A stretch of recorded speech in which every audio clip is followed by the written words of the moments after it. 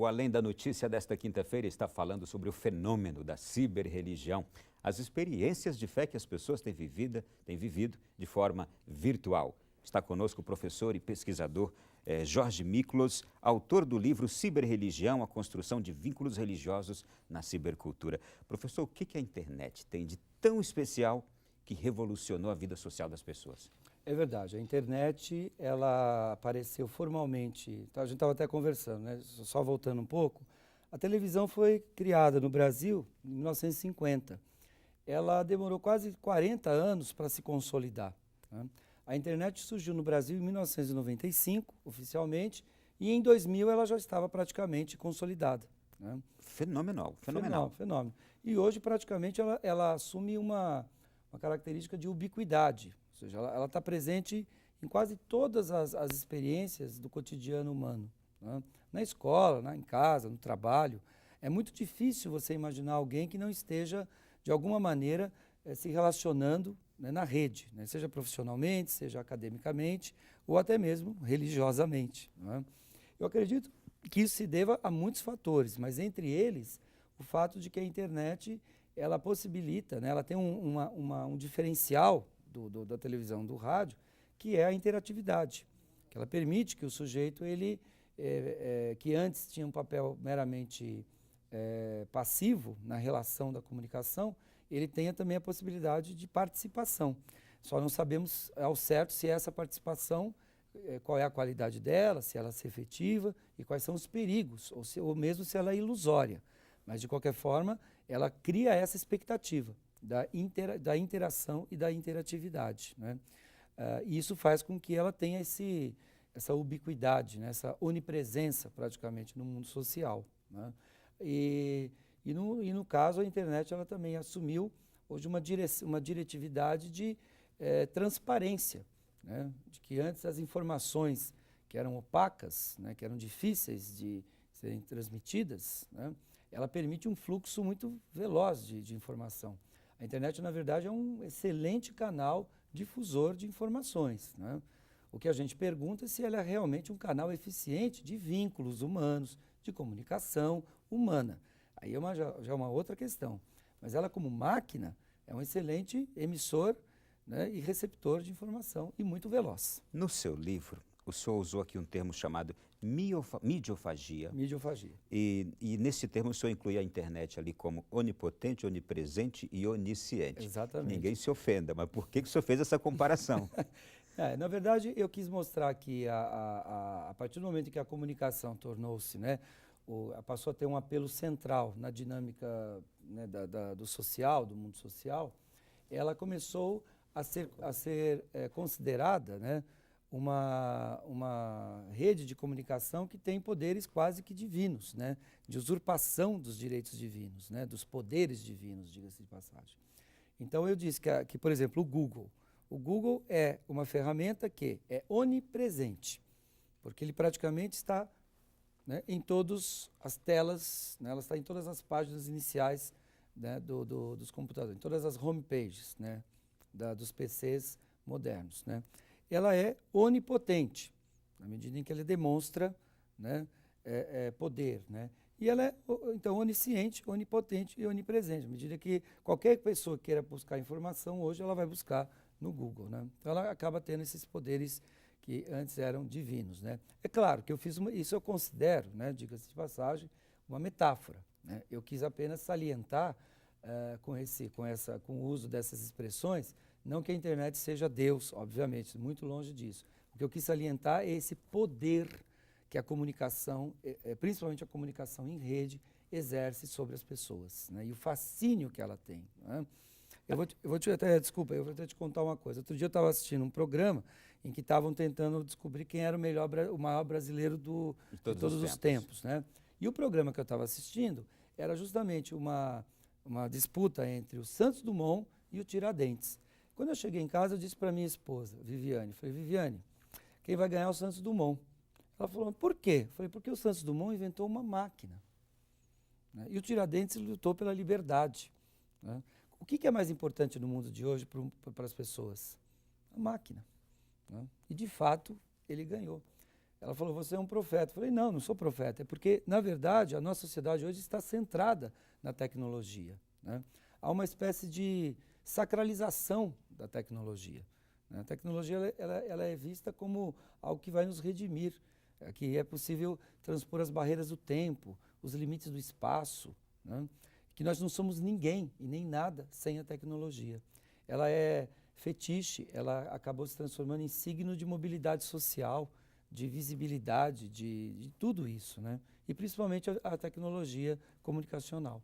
Nós transformamos, portanto, a máquina ou a técnica em algo quase que sagrado, o que podemos ver isso como algo perigoso e negativo, mas quando se vive uma experiência de fé com essa mesma tecnologia, com essas mesmas máquinas e técnicas, pode-se dizer que ali também existe a sacralização dessa técnica? Exatamente, Ronaldo. Foi a partir desta premissa, desta ideia que foi lançada pela professora Malena Contreira, antes de mim, que na mediatização, né, das experiências religiosas existe um duplo movimento.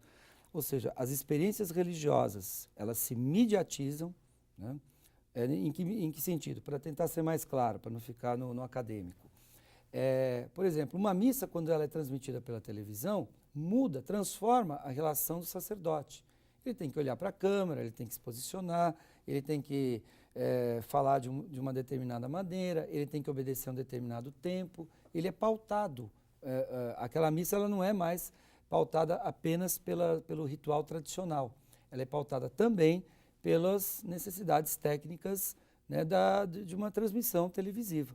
Que necessita de cuidados, de um preparo diferente. Sim. Poderíamos dizer, de um cenário para um espetáculo. Perfeito, de um cenário para um espetáculo, né? Existem muitos rituais religiosos, de outras denominações também, que mais se parecem, muitas vezes, espetáculos do que propriamente rituais religiosos, né? Muito bem, é um duplo movimento. As experiências religiosas se mediatizam, então assumem formatos midiáticos. Porém, ocorre também uma outra coisa aí, que é a sacralização da mídia, né?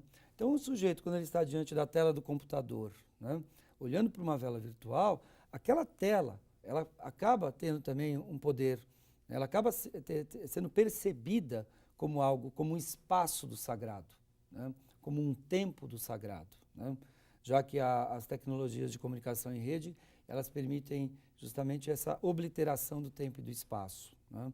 Então é isso que nós chamamos de sacralização da técnica, de sacralização da mídia, que nos estudos acadêmicos nós observamos isso, que eu acredito que seja, né, um dado que tem acontecido e com muita frequência, né?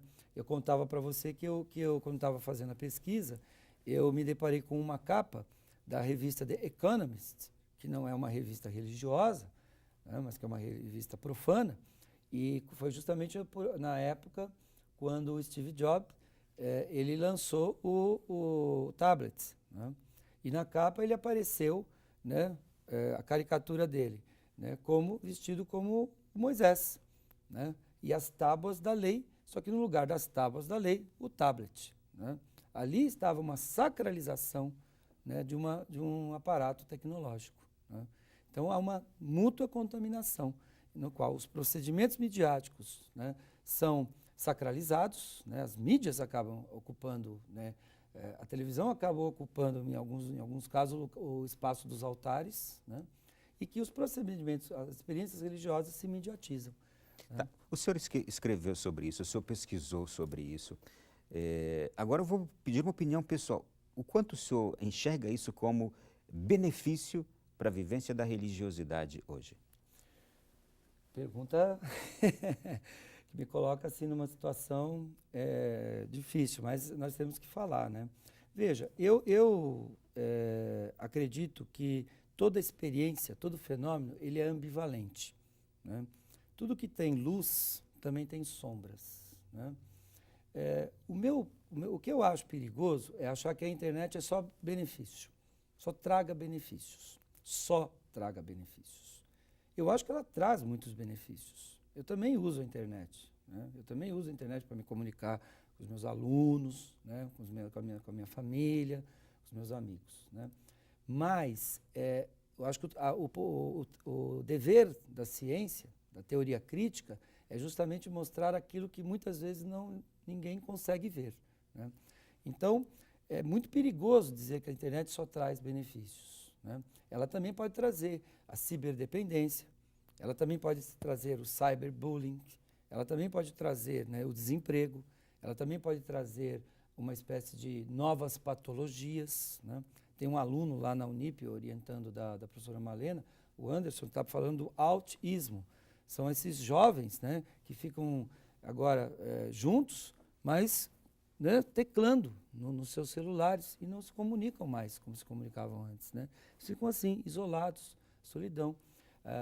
Então, há novas patologias surgindo também, né? E é isso que nós temos que ficar atento, né?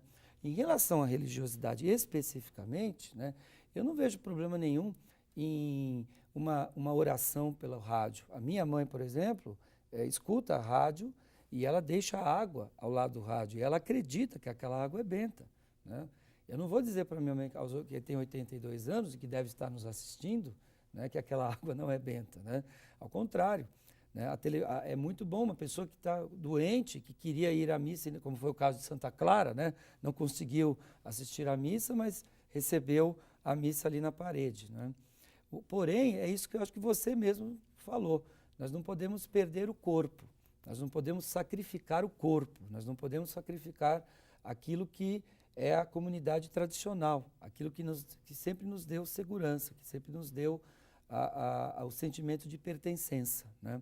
Eu acho que o meu medo, o meu receio e o meu trabalho tenta dizer isso é com um discurso celebrativo da internet. É com um discurso, né, que coloca a internet, né, como se ela fosse a nova redentora do mundo, né? Então, espera lá, ela traz muitos benefícios, sim, há uma ambivalência. Mas onde há muita luz, pode ter certeza, há muita sombra. O senhor citou aqui Santa Clara e foi uma experiência virtual de fato, 800 anos atrás. Sim. Nos anos 1200. É isso. Santa Clara, ali da sua sala, no seu convento, participou de uma Santa Missa por uma tela que se abriu na parede do mosteiro e ela assistiu a tudo que estava acontecendo no Vaticano. Quando as irmãs chegaram para contar para ela, Clara, aconteceu isso, eu vi tudo. Aquilo foi uma experiência virtual. Exatamente, foi uma experiência virtual, claro. O virtual não é novo, né? O pessoal fala que a internet trouxe o mundo virtual. O virtual não é novo, né? O virtual já existe uma dimensão humana que nós chamamos de imaginário, né, que retroage sobre nós, né? O virtual não é nada novo, é muito arcaico, né? Assim como a própria comunicação, né? E só para colocar aqui uma questão, sem dúvida, o que Santa Clara viu foi uma imagem virtual, né? Mas foi uma imagem que não foi produzida por um homem, né? Nem por um engenheiro, não é verdade? Tem uma diferença, né, entre essa situação e a situação que nós estamos presenciando hoje. Enquanto o senhor falava aí também, o senhor citou a questão da solidão. O virtual, ele também traz consigo uma solidão, não é? Uma experiência solitária que é diferente, como a gente conversava agora há pouco, da solitude, que é aquela que a pessoa se retira para estar só. Exatamente. Mas no caso de dessas vivências virtuais, que se tornam uma experiência de solidão, pessoa sozinha com uma máquina ali, isso também pode estar nesses deméritos do virtual, não é? É verdade, né?